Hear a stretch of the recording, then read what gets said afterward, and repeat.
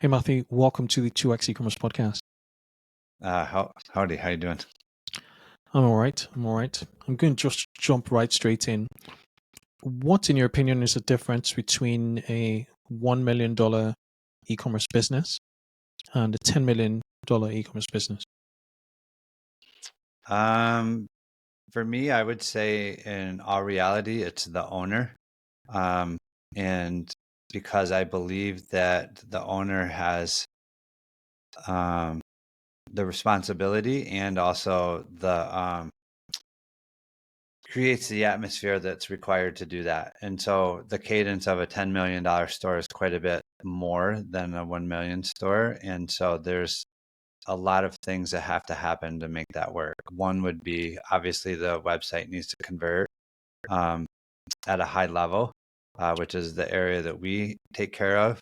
You need to have very good tracking so that your data is correct. We always say garbage in, garbage out. And so if your data is not clean, you're making decisions from false pretenses. And so, yeah, I would say it's a myriad of things that you would have to graduate through in order to go from that 1 million to 10 million. But it can happen quite quickly. What's in the owner? What makes what habits or what routines does a $1 million founder have different from a 10 million? I'm sorry, you were froze. I couldn't hear the question. So what routines or what habits distinguish or separate a $1 million e-commerce owner from a $10 million e-commerce owner? Yeah, that's a great question. I would say, for one, they're very good at delegating and not just delegating, but establishing accountability.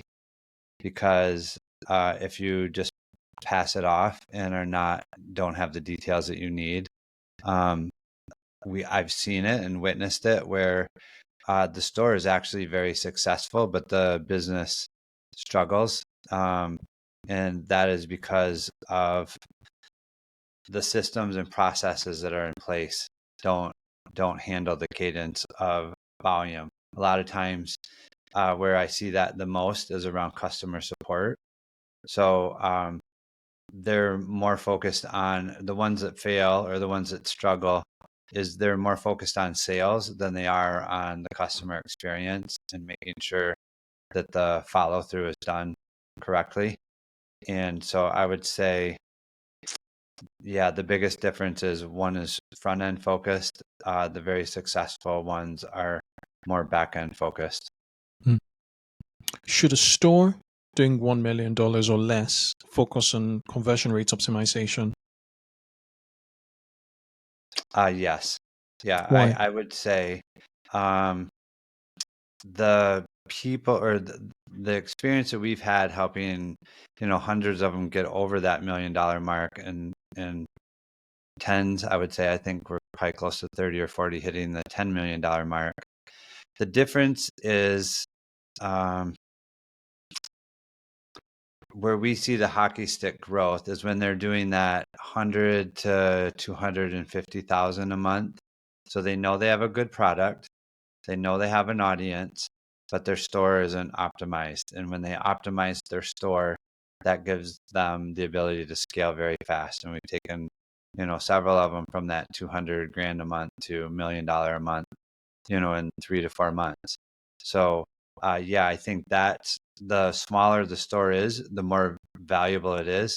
The larger your store gets, you tend to have a lot of repeat customers. You have an audience. The traffic tends to convert a little bit better just because of the brand awareness. So talk me through the business doing 100K and using CRO to get to 500K or more. What would they typically not have done that when they do from a CRO perspective, because you're a CRO expert? Yeah. What would they do from a CRO perspective? What would they not have done to and change to really sort of get that hockey stick growth you alluded to earlier? Yeah, so a lot of times they're still using a stock theme, or they've, it's been a bunch of Me Too. They've seen a YouTube video that said do this or do that. And so they've made a few changes. Two things. One, they need to get their Google Analytics and Tag Manager set up correctly, so that they're not guessing or using their gut to, oh, I think this will work, and then changing a bunch of stuff and not knowing what's really creating the win or the loss. And then once you have your data correct, as you and I were discussing earlier, we always start at the back of the store first, because if your checkout is broken or your checkout's not optimized, that's the very quickest way to generate more revenue. And so if it's converting at 1% or 2%, and we can flip that switch so that it's converting 20, 30% better, then all of a sudden you now have more money to spend in order to get the systems and things in place. And so then we would go from there to the cart. We'd make sure that the cart is optimally converting. And we have a bunch of metrics just from our I would say our best practices from the years of doing it. So your cart should be no less than 50% of people who add to cart make it into the proceed to checkout. And then the completed sale should be no less than 50% of the people that made it into, proceed to checkout from the cart. And if those numbers aren't true, then we know that there's quite a bit of optimization that can be done there. And then from there, we would go back to the product page. So each page has a specific purpose. The product page is where you would do the selling of the product. They would have really good detailed descriptions, maybe even the materials used, etc. It would be presented in a way where people can skim it rather than a wall of text. And then we typically believe one really good testimonial, anywhere near the product title, or even in a tab under the description is good. We also definitely believe in tabs, because if you present all your information and they have to scan through it to find what they're looking for, we know that hurts conversion. So breaking it down into the segments and not forcing everyone to go through everything to get their questions answered will help the product page convert much higher. The other thing I would say is, on that product page, you need to have a hierarchy of focus. And so what that means is your button colors stand out from your theme. They don't match your theme. You want them, when they come and they land on that page, they know that the very next most important action is add to cart. And when they do that, then the next most important action on the cart will be proceed to checkout, and so on.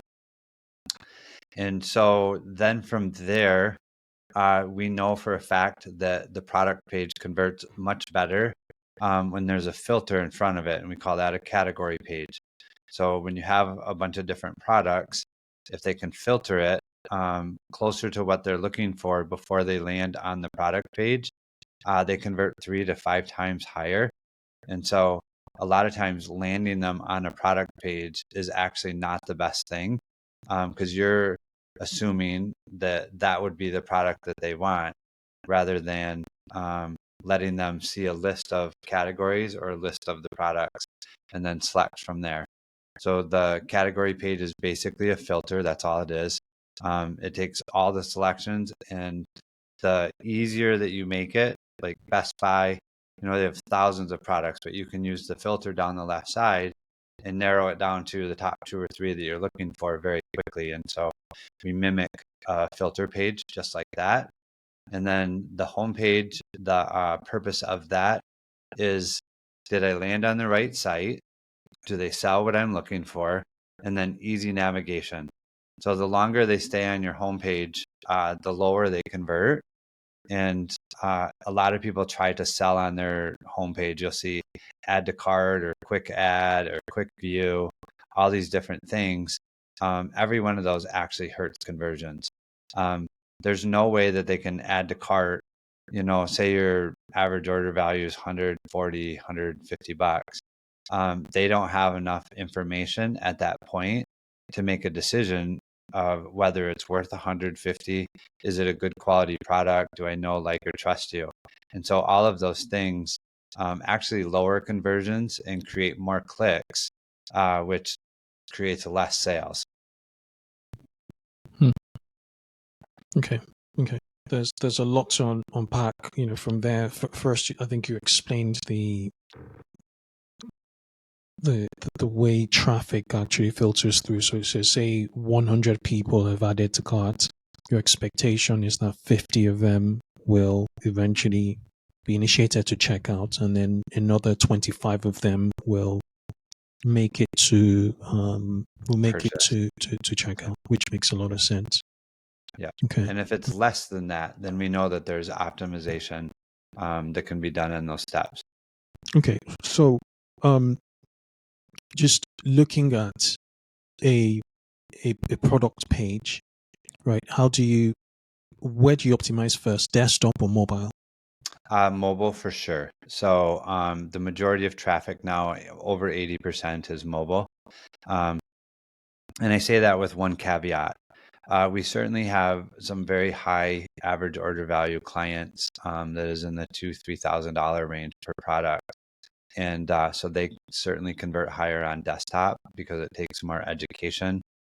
And so with those particular ones, they certainly pique their interest on mobile, and then we retarget them back to desktop in order to increase the conversions from the traffic. But yeah, we would always optimize the mobile experience first, and we consider mobile a totally different experience than desktop. So you want to maximize the real estate that you have on desktop to convert. So it means that you have some other things that you can do there that you can't do on mobile. You spoke about the importance of like data, processing the right, sort of data, initially before you take, any action. So how do you view mobile data? Is that another sort of silo from an analysis standpoint, or do you aggregate, the data points and kind of like, get that assessment, do your assessments so break out into this is mobile, this is what desktop looks like? Yeah, the data is totally separate. So we do not mix it together. And we consider tablets as well to be similar to the desktop experience. So mobile is its own, and then tablets and desktop. And tablets and desktop in general should convert about twice as high as your mobile does.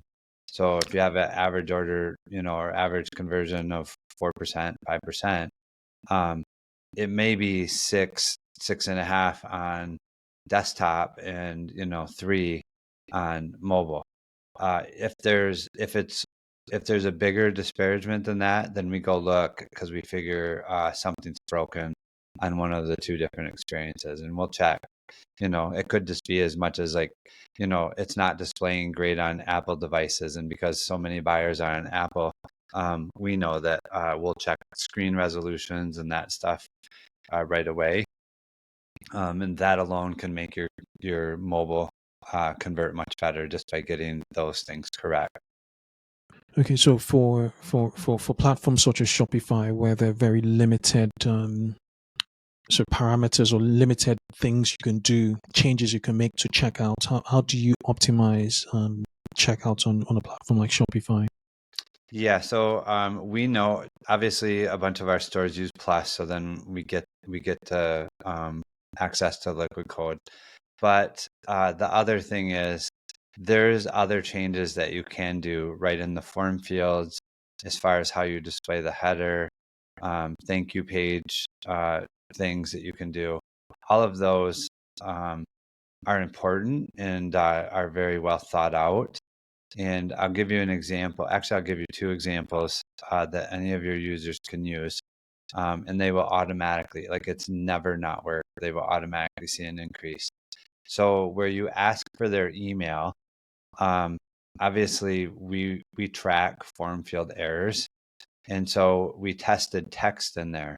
And so under the email section, rather than just say email, we say email required for order confirmation.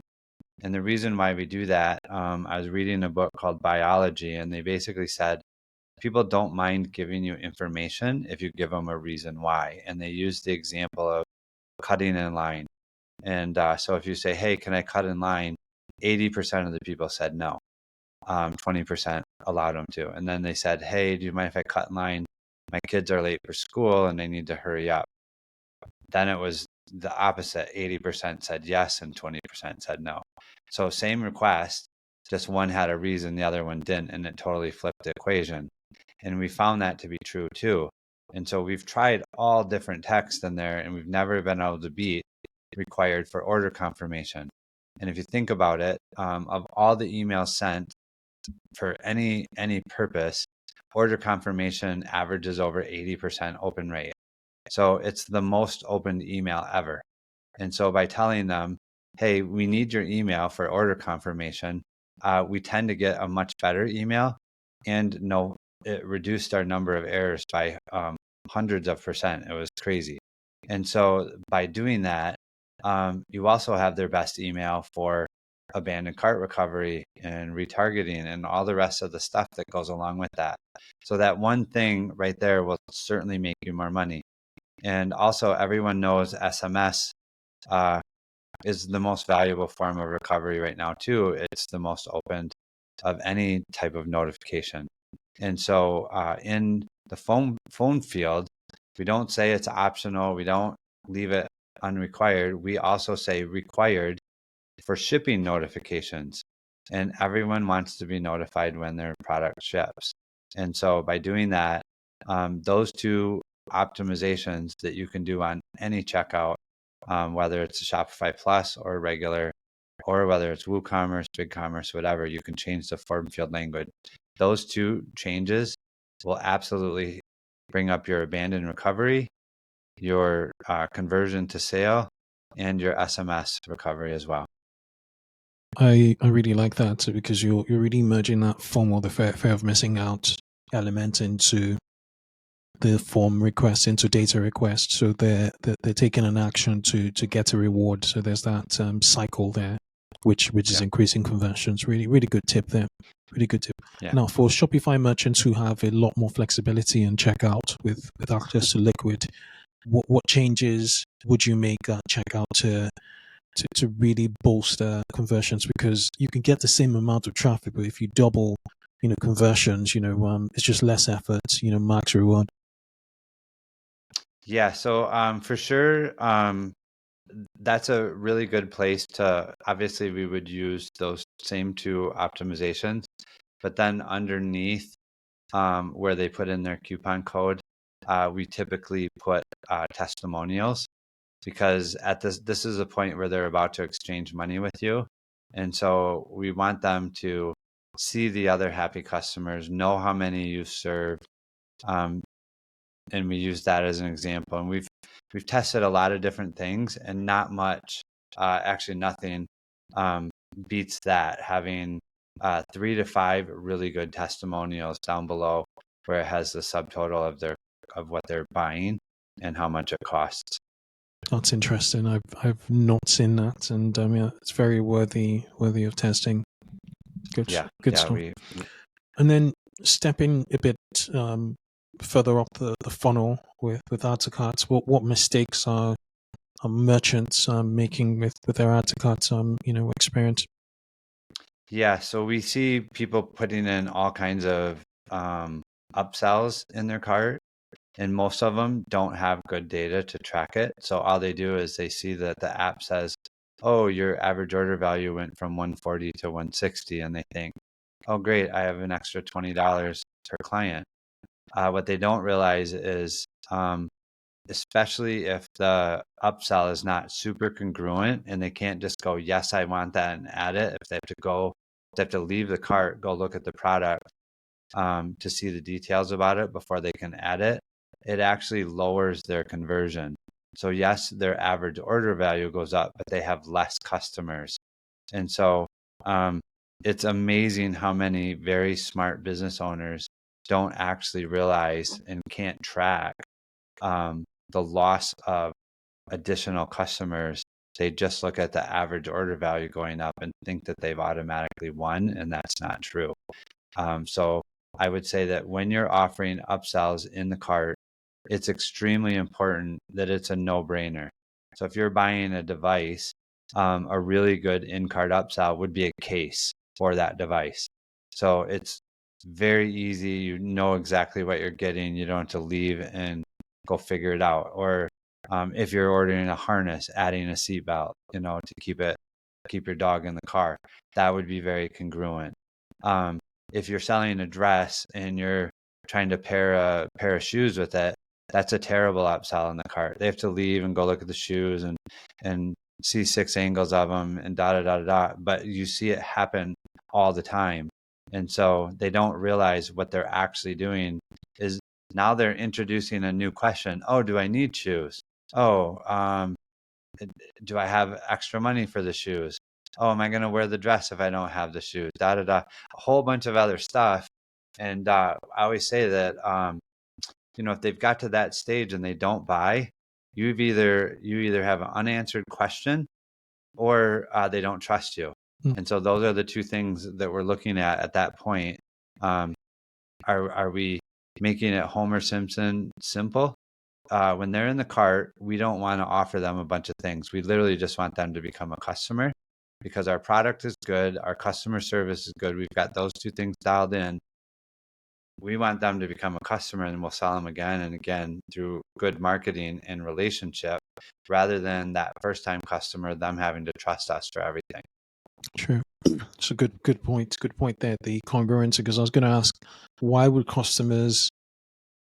they just ignore the upsell on the add to cart and move on? But with your example on the shoes and clothes, it's a distraction. It could take them down a rabbit hole and just kill that conversion and, just prevent them from going to checkout. So it's a good point there. So that congruence is really important. Now, from a mobile standpoint, what's the essence? There's a lot of space restrictions on a mobile interface, as you can imagine. It's narrow, straight down the line. Several heat maps have shown that people don't typically scroll down. Where should we focus? How do you sort of stack elements? What should we know in mobile experience? Yeah, so by looking at the data, we are always very conscious of how much people do scroll. About 60% of them never do. So we know that. And so that makes above the fold a lot more important. And then also we're very cognizant to make sure that we don't have a false bottom. So we want them to know that there is more stuff farther down if they scroll. And so we're always looking at that experience to make sure that they know there's more information below that will, help them make a decision that's right for them. But for sure, above the fold is the most important. And so if in our data gathering, we see, when they scroll 75% of the page, they convert really high. Well, we go look at that page, look at what's about 3/4 of the way down, and the information that's there that's helping them make a decision is important enough that we want that above the fold, or at least to test it, getting that information above the fold.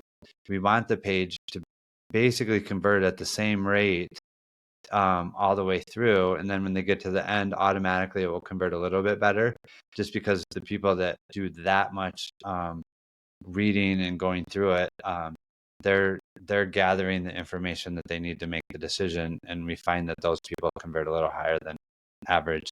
But the rest of the page should convert fairly consistently all the way across. When you mentioned the changes, the very simple changes in checkout, which is enter your email to get your order confirmation, enter your cell phone number to get some shipping updates.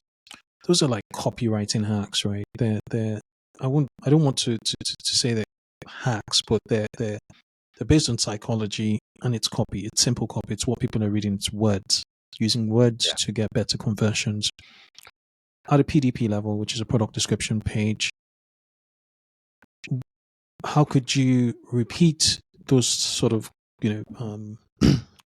those sort of actions to amp up conversions. I'm not talking box standard, name of product, but what terms do you use to pique their interest, to arouse their attention, and just get them motivated to add to cart and move, proceed. Yeah, so we've found words matter more than anything.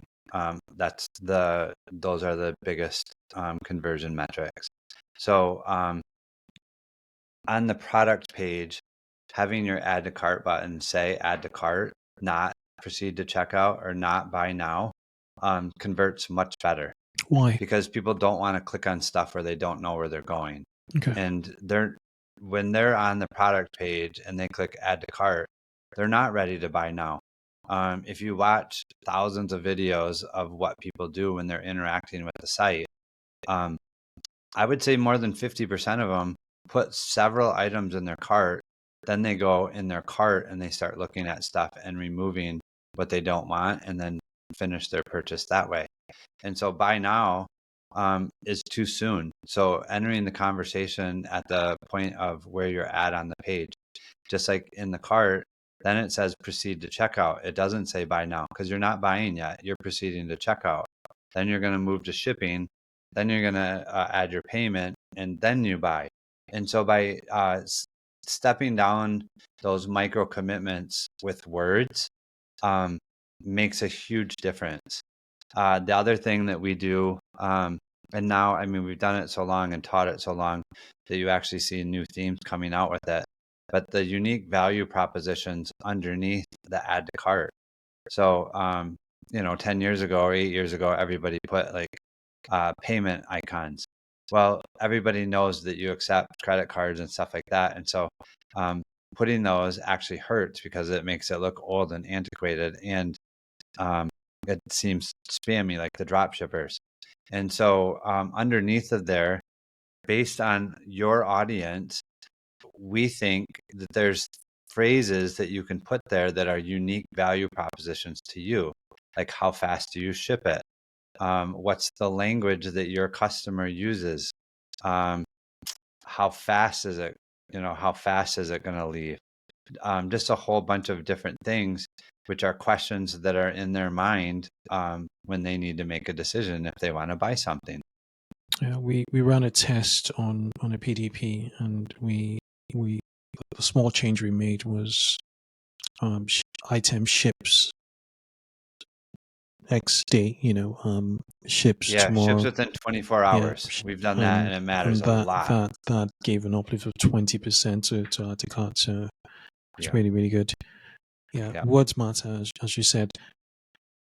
What about reviews? What's your take on reviews? What about placements of customer reviews and also things like Trustpilot? Is Trustpilot any good? Yep. That and there's several of like Stamped and those that all mimic the reviews that Yotpo did. Basically, this is a very good point. So you should push all of your reviews with a response. So even the negative reviews are less than 5-star. And why I say that is the testing reveals that the most clicked on reviews are 2 stars. And they are the highest converting of anything on your site. And the reason for that is people do not expect you to be perfect, but they do expect you to take care of the issues. And so they want to know when there's an issue, how is it handled? And so if you're willing to push the lower reviews and how you handled them, people actually trust you way more than if you just push your good reviews. If you've helped thousands of customers and you have all 5-star reviews, they know that you're lying and you're hiding stuff. So automatically anything that you say has less truth to it. And so, but if you're willing to say, hey, here's where we messed up, but we took care of it, they actually feel very, very good about that and convert much higher than your store average. Yeah, it reminds me of Amazon. If you reply to like an Amazon review explaining the situation, there's a lot more context, and they see you're helpful, so they know you care.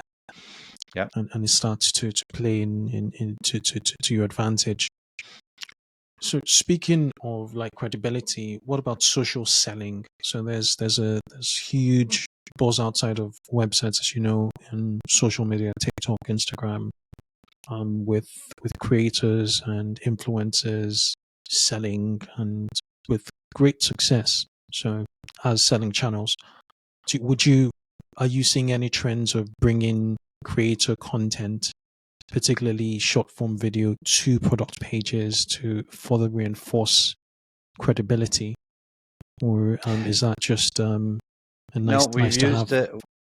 Yeah, it's worked very well. Sorry, I didn't mean to cut you off No, there. We've used it in the product thumbnails, the image thumbnails. mhm, You can put videos in there. And so the videos of a testimonial or someone using it, those have converted really well for us.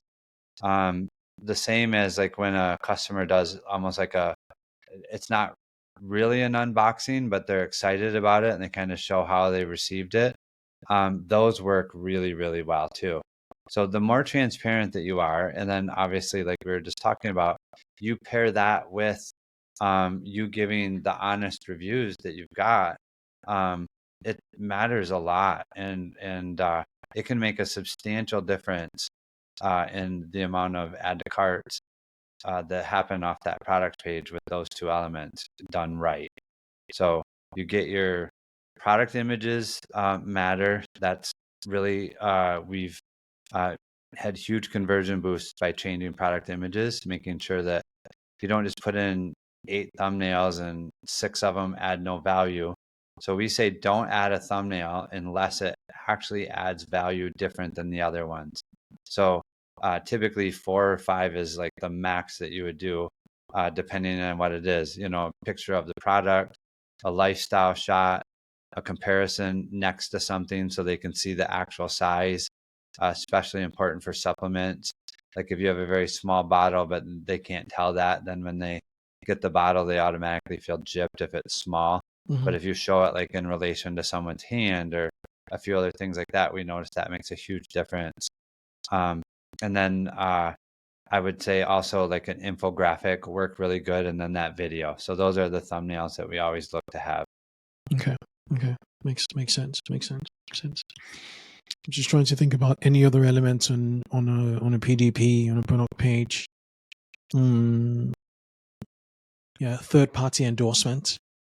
Are they nice to have, or Yeah, that's why we definitely think always test like a really good review that you could put up above the product title, or right where all your review stars are. And so yes, that does. And that's social proof from someone besides you, which definitely carries more weight. You can say you're the best in the world, and they're not going to believe you near as much as if your customer says you're the best in the world. what about placements of reviews? So we know that like the review summary, like number of reviews should be top of fold. But what about Yep. the home or the placement, particularly in mobile, of the actual reviews? Shoppers read.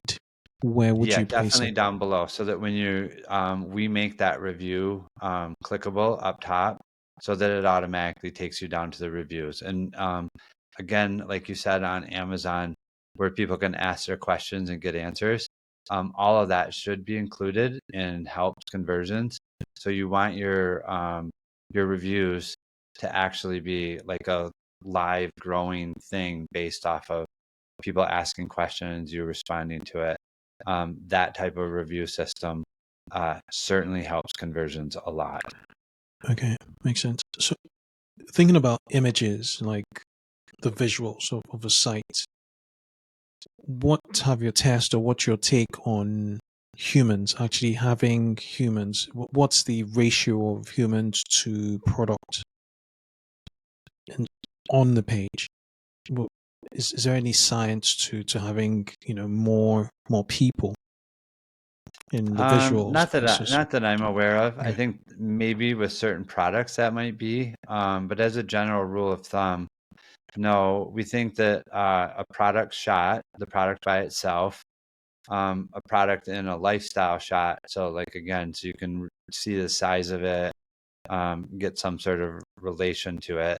Infographic that, breaks down, the unique value of the product.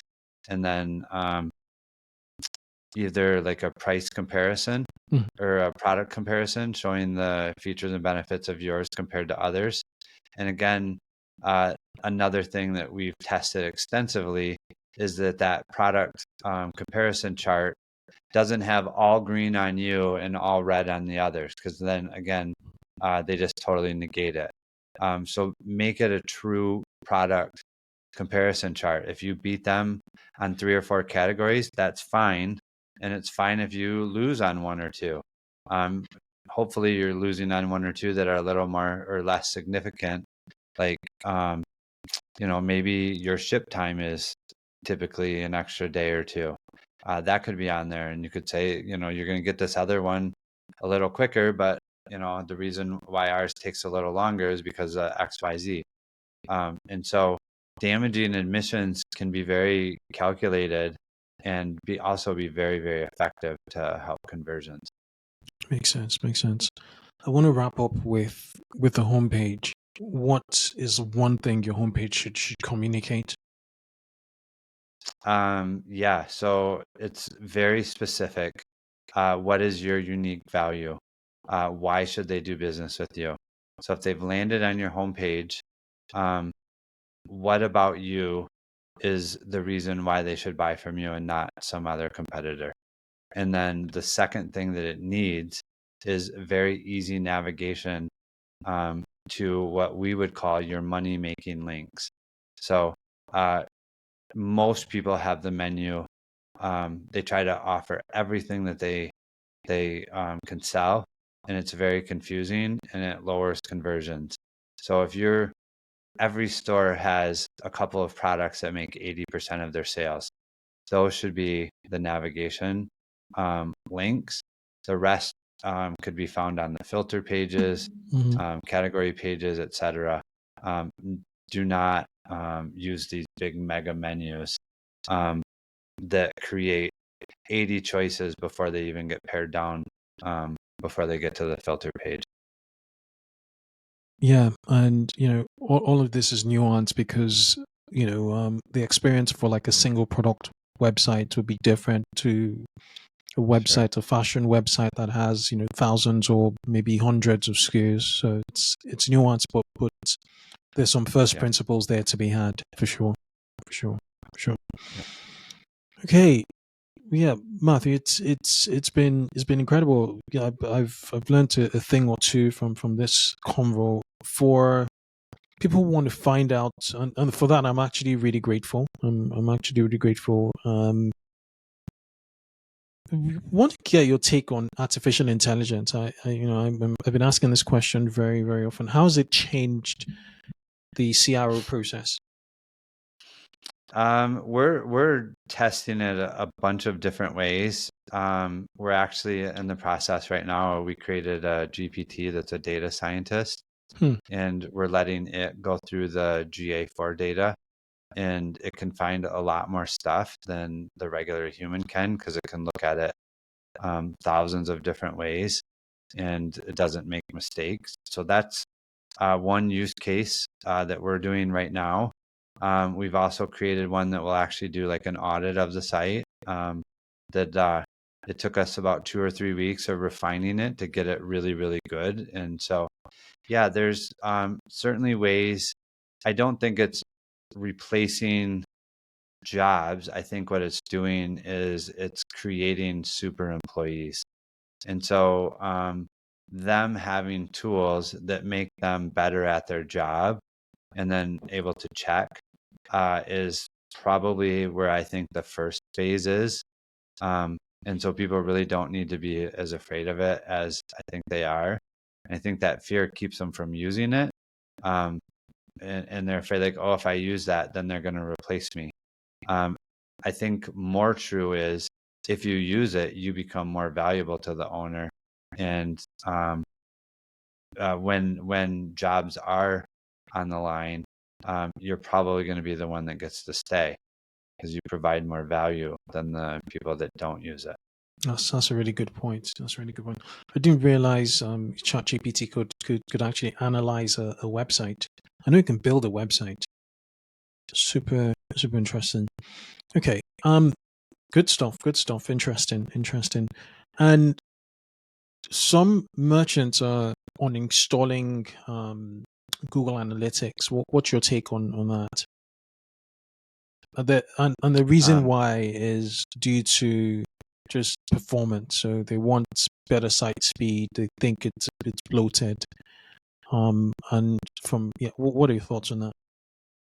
Yeah, so we use Tag Manager for everything. And so you can remove scripts from the site, put them up in Tag Manager, and then it only fires on the page that's opening. There's a lot of different uses for it, and it prevents you from having to guess. So the more detailed that data is, the better. And all Tag Manager is, or all Google Analytics is basically a hub for the data. What the Tag Manager does is it filters it on its way in, so then you can sort it and look at it a whole bunch of different ways.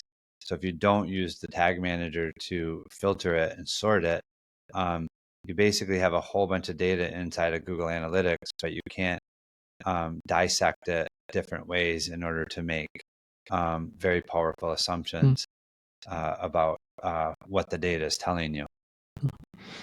Interesting. Very interesting. Okay, Matthew. I'm going to have to. Yeah, all good things come to an end, but it's been really interesting having you on the show. For people who want to find out more, about you, it's your website is buildgrowscale.com. That's buildgrowscale.com. I will link to it in the show notes. Are you active on social media? Yeah. Yep. And you can also just email me at matt@buildgrowscale.com if you have a question or interested. We do. Are you active on any social media platforms? Yeah, we're definitely on Facebook, LinkedIn. Those are the two main ones. Okay. I think we're on Instagram too, but not a lot. We'll link to your to your socials. Matt, it's been an absolute pleasure having you on the 2x eCommerce podcast show. Thank you for sharing your tips on conversion rate optimization and scaling e-commerce businesses. Yeah, thanks for having me. I appreciate it.